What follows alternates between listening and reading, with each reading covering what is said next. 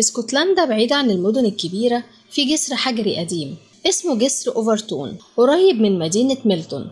الجسر ده اتبنى في القرن ال19 بالظبط سنة 1895، وهو تحفة معمارية من الحجر الأبيض، والمناظر الطبيعية حواليه تخطف العين. فهو حواليه غابة كبيرة مليانة شجر، والضباب دايما مغطي المكان، ومن فوقه بتقدر تشوف نهر صغير بيجري تحت الجسر. الجو هادي وجميل، بس في نفس الوقت بيحسسك بحاجة غريبة. المكان كله هدوء وجمال، بس ورا الجمال ده سر غريب ومرعب.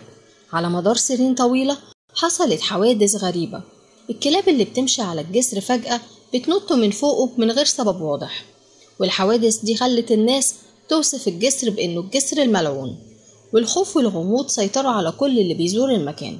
من الستينات بدأت الحوادث الغريبة تتسجل بشكل مستمر على مدار سنين طويلة. الناس لاحظت حاجة غريبة جدا،